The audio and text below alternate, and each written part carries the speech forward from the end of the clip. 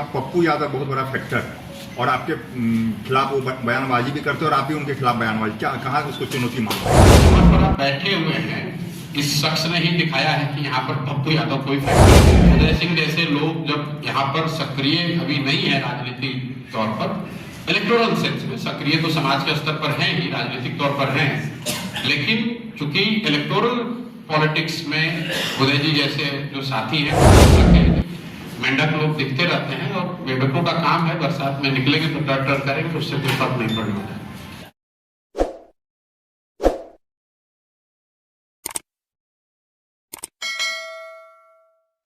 नमस्कार, आप ABP news देखने की शुरुआत कर चुके हैं। मेरा नाम है राजा झा। देखिए, आज जनसुराज के सूत्रधार प्रशांत किशोर पूर्णिया पहुंचे।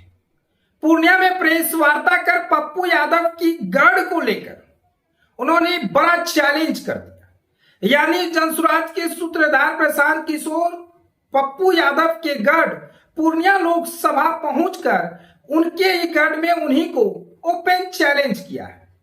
उन्होंने साफ तौर से कहा है कि बरसात के समय बरसाती मेढक निकलते हैं और टर टर करते हैं, इससे कोई लेना देना नहीं है।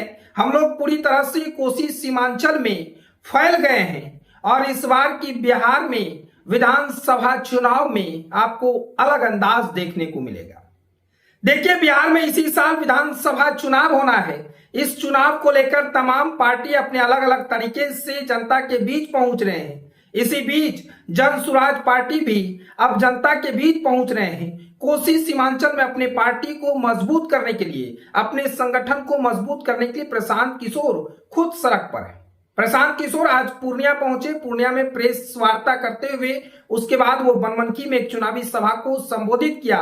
प्रशांत किशोर ने प्रेस वार्ता के दौरान पप्पू यादव को ओपन चैलेंज दिया है। यानी साफ तौर से कहें तो पप्पू यादव के गढ़ में ही पप्पू यादव को ही प्रशांत किशोर ने चैलेंज दे दिया है। मीडिया से बातचीत करते हुए पप्पू यादव पर उन्होंने कहा है कि राजेश रंजन पप्पू यादव को प्रशांत किशोर ने उन्हीं के गढ़ में बड़ा चैलेंज दिया है।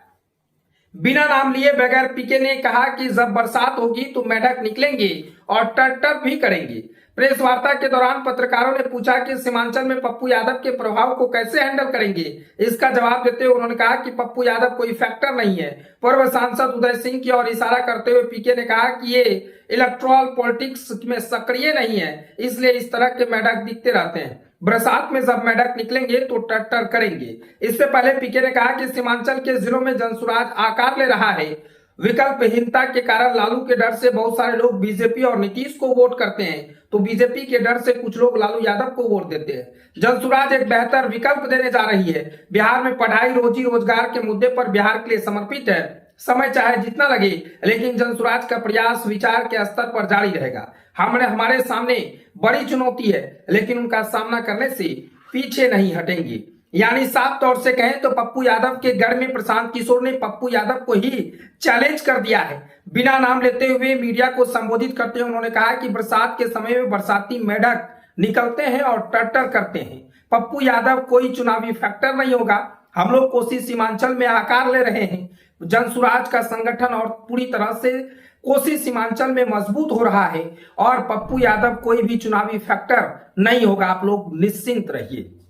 तमाम तरह की बातें प्रशांत किशोर पूर्णिया पहुंचने के बाद कहे हैं। देखिए, प्रशांत किशोर पूर्णिया पहुंचने के बाद प्रेस वार्ता की। प्रेस वार्ता करने के बाद प्रशांत किशोर सीधे बनमनखी के लिए रवाना हुए। बनमनखी में चुनावी सभा को संबोधित किया। उसके बाद प्रशांत किशोर का काफिला सीधे अररिया के लिए निकला और अररिया में इफ्तार पार्टी में वो शामिल होंगे। देखिए, प्रशांत किशोर अब विधानसभा चुनाव जितना ही नजदीक आता जा रहा है तो कोसी सीमांचल में लगातार एक्टिव होते जा रहे हैं। प्रशांत किशोर की पार्टी भी पूरी तरह से एक्टिव मोड में है। चुनावी में पूरी तरह से वो कह रहे हैं कि पीके, यहां से हम लोग कई सीट जीतने का काम करेंगे। यहाँ के लोग लालू के डर से बीजेपी को वोट करते हैं, तो बीजेपी के डर से लालू को वोट करते हैं। तमाम तरह की बातें प्रशांत किशोर ने कहा है। इसलिए जनसुराज जी एक फायदा कारक पार्टी है। जनसुराज तमाम चीजों को लेकर चलने वाली पार्टी है, चाहे वो शिक्षा का क्षेत्र हो, रोजगार का क्षेत्र हो, स्वास्थ्य का क्षेत्र हो, तमाम चीजों पर जनसुराज समर्पित है। ये लोग लगातार कोसी सीमांचल की जनता को ठगने का काम किया है। कोसी सीमांचल की जनता डर जाते हैं और डर कर इन तमाम लोगों को वोट देते हैं। इसलिए जनसुराज ही विकल्प होता है। बिना नाम लिए पप्पू यादव पर भी प्रशांत किशोर भड़कते हुए नजर आए हैं। उन्होंने बरसाती मेढक से तुलना किया है और पप्पू यादव को किसी भी तरह का वो फैक्टर नहीं बताया है। पत्रकारों ने उनसे पूछा कि कोसी सीमांचल में पप्पू यादव से कैसे लड़िएगा, तो उन्होंने साफ तौर से कहा है कि पप्पू यादव कोई भी फैक्टर नहीं होगा, आप लोग निश्चिंत रहिए। जनसुराज पार्टी अपना कोसी सीमांचल में आकार ले लिया है। फिलहाल ये खबर को हम यहीं छोड़ चले जाते हैं। खबर कैसा लगा कमेंट सेक्शन में बताइएगा। अगर आप नए हैं तो हमारे चैनल को सब्सक्राइब कर लीजिए। तब तक के लिए धन्यवाद।